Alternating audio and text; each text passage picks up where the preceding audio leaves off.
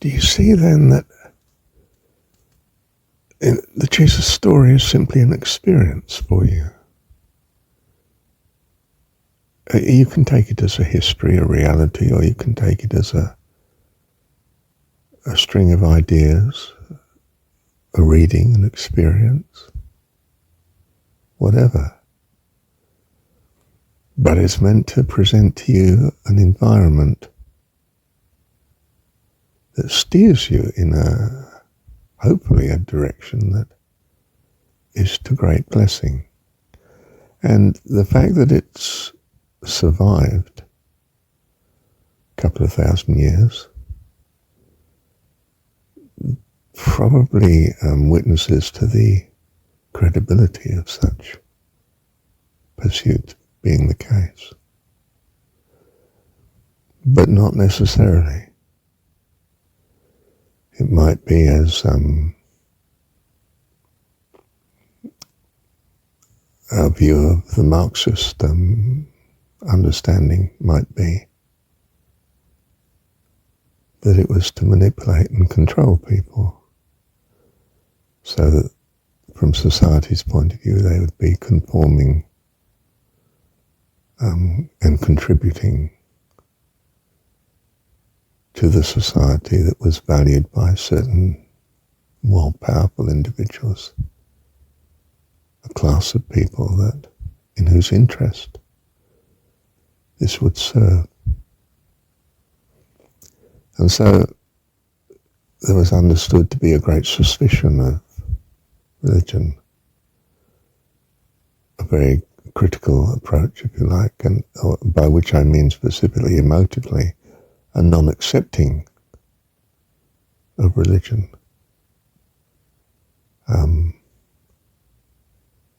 the point of view of not being in the individual's interest, but in a rather unpleasant understanding of society's interest,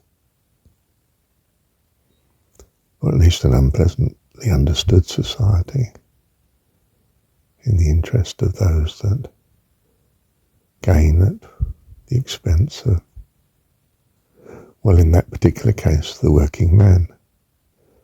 Now you have to be grateful to be the exploited working man rather than left not employed at all.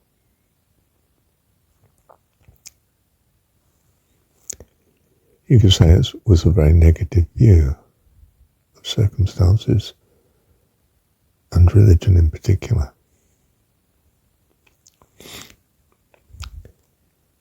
And one that could be supported by observation and reason, the evidence quite easily to be found and gleaned and recognized as such. It didn't in itself give a solution, but uncovered, as it were, the problem, brought it out into the open, so to speak. You could see it in that sort of way.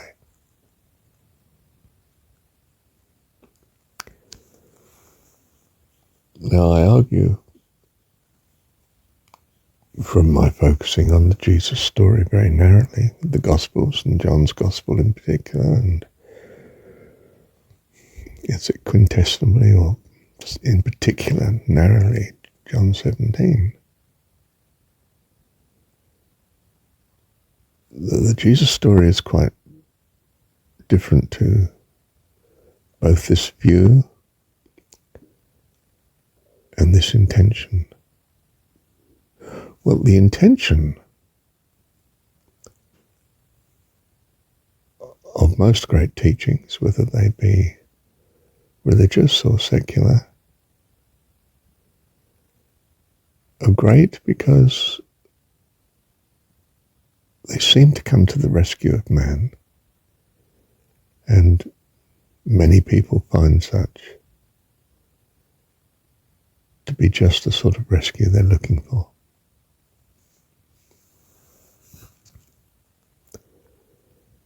Now I argue that things are not necessarily, of course, what they seem.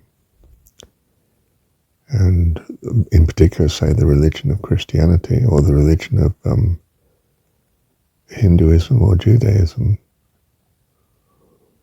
or Buddhism are not what they present to be. They may have their apparent roots in a particular teaching or scripture and outstanding persons of history. But they're a far cry from such, in fact, with the passage of time. That in particular Christianity does not follow the Jesus story. It's not preoccupied with the view that God is our heavenly dad.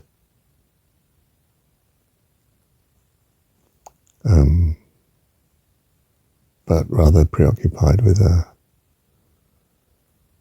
very sophisticated theology, which seems to have a great deal in common with much historicity that comes before the advent of the Jesus story.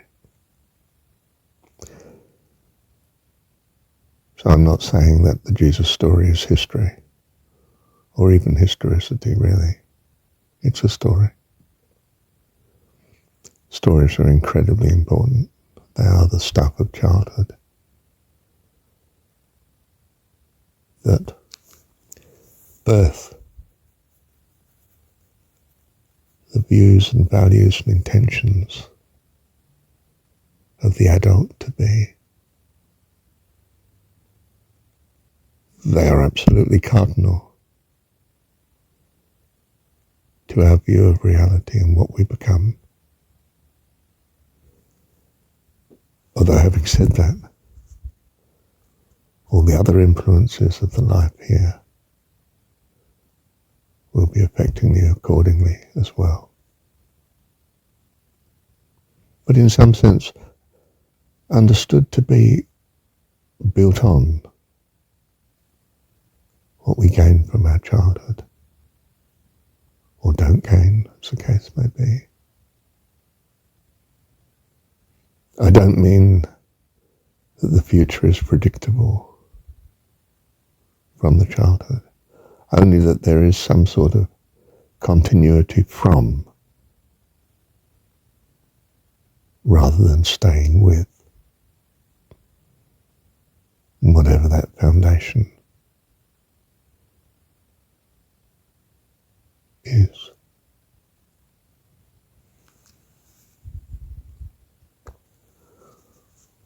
Well, the value of the story is, according to how it influences you to fullness of life. And that in some measure depends upon your exposure to the story. Of course, you may be exposed to something else, like the religion, one of the incredible varieties of what we loosely might clump together as Christian religion. But it's very varied. And each variation can have a quite different influence upon us. And I won't say quite affected accordingly, really, but affected in as far as such interrelates with the other experiences that we have through our life. So being privy to a particular branch of Christianity or rejection of it, even secularity, we develop down a particular avenue.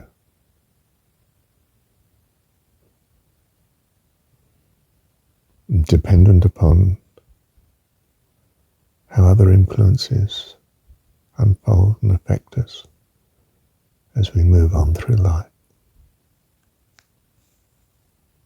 So it's like entering a vast library of books or surfing the net. And you're drawn to linger to and fascinated by certain books or certain videos, title that catches your eye, a book on the shelf, one that someone else is reading and has referenced to you, video that someone else recommends, or that if you like, the search algorithm throws up on the menu for you to consider as of possible interest. And in what you see as an incredibly complex, well, a very simple process, but no way of predicting where you will wander into next. You in fact are selecting and rejecting according to the current situation of your past effective stream of influences. And you move on through life accordingly. This may vary from being what seems to be an amble, where you might wander, to the other extreme of being a very purposeful pursuit,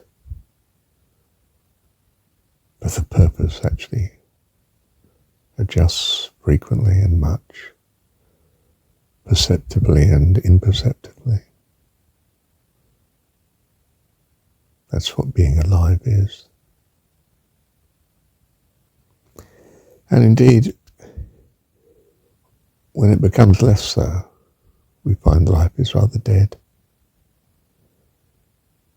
and start to wonder what the point of things is. Unless we are so thrilled with the outcome of the particular path we're on that we pursue it all the more. Jesus says in the story, "I'm come that you might have life and have it more abundantly." Thank you, Heavenly Dad.